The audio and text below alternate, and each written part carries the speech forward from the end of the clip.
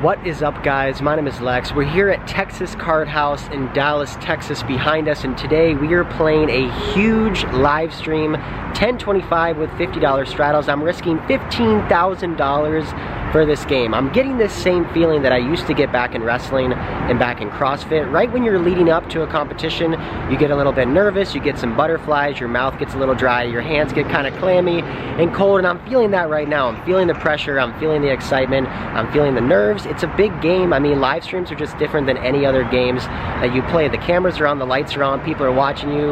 The pressure is there. I'm excited. I'm also nervous too. Well, hopefully we can win some money. $15,000 buy-in, 10, 25, 50, massive Texas swings. Let's go. Taking my seat at the game, I start out with a $5,000 buy-in here, and Phil opens up right off the bat with a $150 raise from the hijack. I have 6-7 suited next to act in the cutoff. I decide to call, and we go heads up to our first flop here in Texas, which comes out 10-4-5 2 clubs. I flop an open-ender. Any 3 or any 8 will give me a straight. Phil continues for a small sizing of $75, and I make the call. Turn card 4 of diamonds, pairing the board. Now Phil checks over to me. I think now it's a green light for me to start bluffing, try to get him to fold out ace high, king high, queen high hands that we're losing to. I start with a $200 semi-bluff here on the turn, and Phil makes the check call. River card is the 6 of diamonds. I miss my straight, but I do improve to a pair. If Phil checks, I'll be checking this one back, but that doesn't happen when Phil leads into me for an $1,100 bet. Well, in this situation, I just don't think he's going to be bluffing very often. I think it's possible he could be slow playing some big hands. Maybe he's just got a 10, or possibly a slow played overpair, maybe even a straight. He likes to play any 2 cards, so I let this one go. Because this is a match the stack game, I add on to my stack for $3,000. Now I'm in for $8K. Before I look down at Queen Jack suited, the 5, 10, 25 is on, so I raise to $75 and get 3-bet by the cutoff to $250. Back over to me. I make the call and flop 2 pair on King, Queen, Jack. I check to him. He bets small 125, and I do think I could check raise sometimes, but on this particular board, he does have the range advantage. He can have all sets. He can have bigger 2 pairs. He can even have some straights. So given the fact that we're very deep stack, I feel like just calling here is fine. Also allowing him to bluff if he is bluffing. Turn card 4 of clubs. I check to him again. And now my opponent continues for an $800 bet. Facing a pot-sized bet here on the turn with bottom 2 pair, I do think check raising our hand now is out of the question. We're obviously going to be calling, but when he bets this big on the turn, he's representing very strong value hands like big 2 pairs, sets, and possibly straights. So obviously our bottom 2 pair is not doing well against that value range, but he can still have some bluffs here. Hands like ace X of hearts, maybe 10X of hearts, or he could just be going crazy like he is with a hand like ace deuce offsuit. I make the call, and the river card is the 5 of spades. I check over to him, and he instantly checks back. I show my 2 pair, and it is good. Like I mentioned in the beginning of the video, I do get quite nervous before a live stream. I mean, there's just something about the cameras being on and the people watching. The pressure is there. It is nice to take down a decent pot. Now we have a $9,000 stack, and we're up about $1,000 so far. Feeling a little bit more comfortable now, I pick up my first premium of the day. Ace King suited, the $50 straddles on, I make it 125. I get a call from the low jack, a call from the cutoff, a call from the under the gun player, and now RV Phil squeezes here for a small sizing of $400. Immediately my heart rate goes up because I know this is about to become a big hand. This is an automatic 4-bet with my particular hand. There's so much dead money in the pot. I'm just trying to think about what sizing I want to go, and I decide to go with almost a 3x 4-bet sizing here of $1,100. And looking back, I think I could have just went even bigger versus Phil. I think he's going to be calling basically any raise here, which he does. He makes the snap call for $1,100. I look over at him. I take a big deep breath, knowing this could be a massive pot. When the flop comes out ace high, giving me top pair, top kicker, Phil checks over to me. I bet out real small of $500, and he folds we take this one down. After this hand, I have a $10,000 stack, and I'm not going to lie to you guys, it is a little bit uncomfortable. Being this deep stack at a poker table with multiple people who cover me is quite stressful, but everything's bigger in Texas. I got to be ready for some big pots. Moving on to this next hand, where I'm in the under the gun straddle for $50. Bridge Mike calls $50 back over to Miguel, who calls $50, and now RV Phil raises to $100. I've got 6-5 of diamonds here. I'm sensing a little bit of weakness for my opponent, so instead of calling here and going multi-way, I decide to 3-bet to $350. I get immediately called by Bridge Mike, which is a little bit concerning, and then Phil makes the call as well. I've been running pretty good so far on this stream, and the run good is not over. When I flop 2 pair on 6-5 deuce rainbow, Phil checks to me. I bet out $300. On this particular board, I probably wouldn't be connecting too hard given the fact that I did 3-bet pre-flop. So it is nice to put in these suited connectors into your 3-bet range for when the board comes out like this and I can smash it with 2 pair. Sometimes my opponents may be unexpecting since I 3-bet pre-flop. Well, the turn card's the ace of diamonds. I'm now heads up here with Phil. I actually don't like this turn card. If Phil has pocket 7s, 8s, or 9s, this is going to be a scare card here on the turn.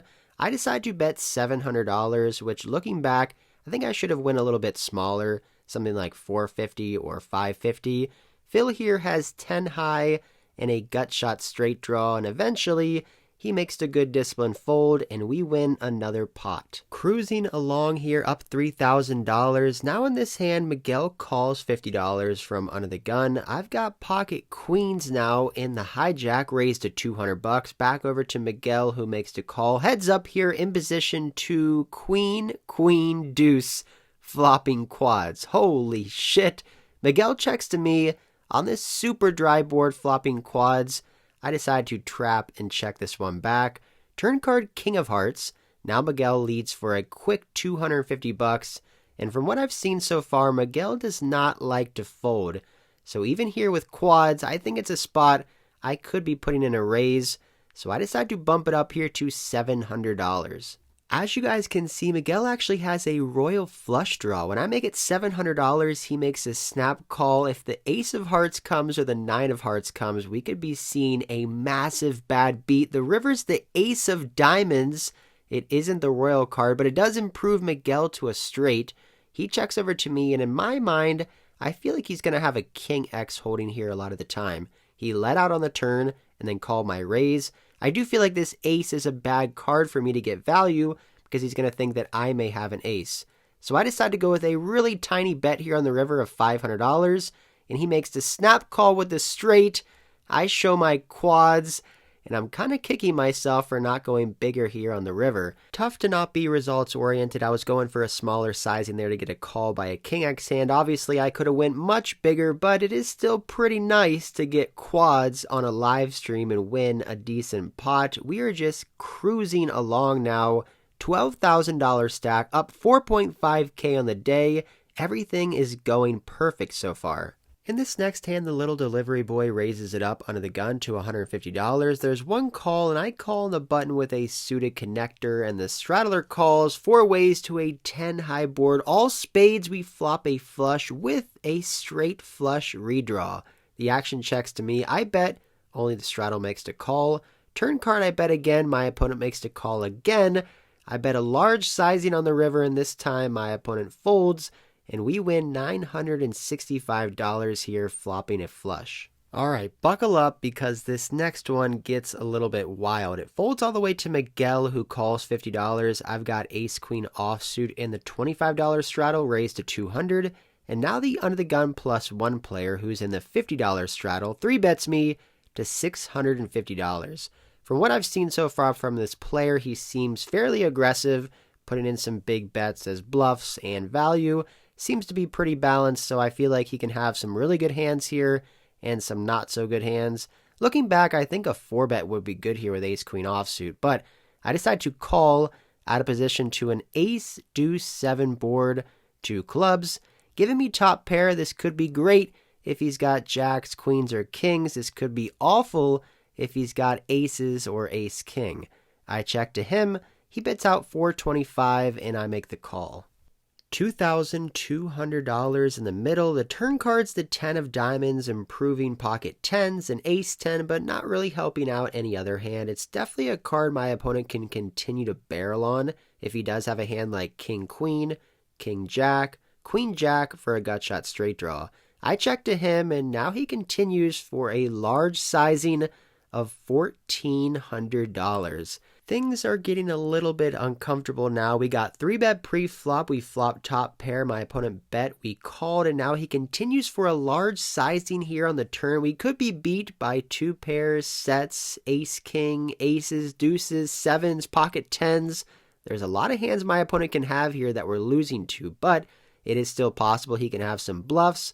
I look back at my hand, and I don't have the queen of clubs, which is good, meaning that he could have queen x of clubs for a straight and flush draw. From the little that I know about this guy, he doesn't seem like the kind of player that's going to be giving up as a bluff on the river. So if I call $1,400 here, I'm preparing myself to have to call potentially a huge bet on the river.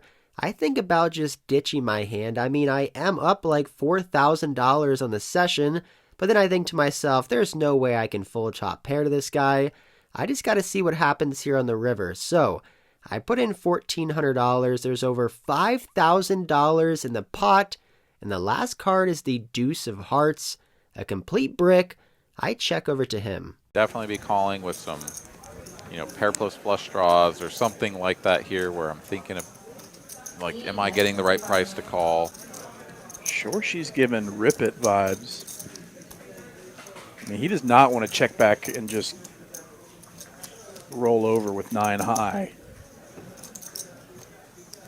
Yeah, he has all of the ace kings. Lexo should not have very many of them. And given that fact, Lexo Instant call. Yeah, he's capped at ace queen. This is the best hand he can ever have, so he snap calls as he has to. My opponent does not let off the gas. He bets $3,800 on the river. I just make the snap call and get shown the bluff and take down one of the biggest pots I think I've ever won. $12,000 in the middle. I'm now up $10K on the session with a $19,000 stack. I've had some tough times in Texas in the past. I played on these live streams in 2021 and 2022, and sometimes I just made a fool of myself, either making bad plays, bad calls, terrible folds. I sometimes played scared money and played in games that were too big for me, and I just basically made myself look like a pretty terrible poker player. So it does feel good to finally feel somewhat comfortable at a huge game in Texas and run good, winning almost $10,000. The dealer tells us we're on the last hand of the night, and I get big slick and raised to 125 over a $50 straddle. The same player from the last hand who tried to bluff me makes the call. This could be a big one. When the flop comes out queen high, all diamonds. Even though we don't flop a pair, I do have 2 overcards and the nut flush draw. I bet small and my opponent folds, and this concludes the biggest Texas live stream win I have ever had. And after this, I end up racking up my chips, heading to the cage, and cashing out for the night.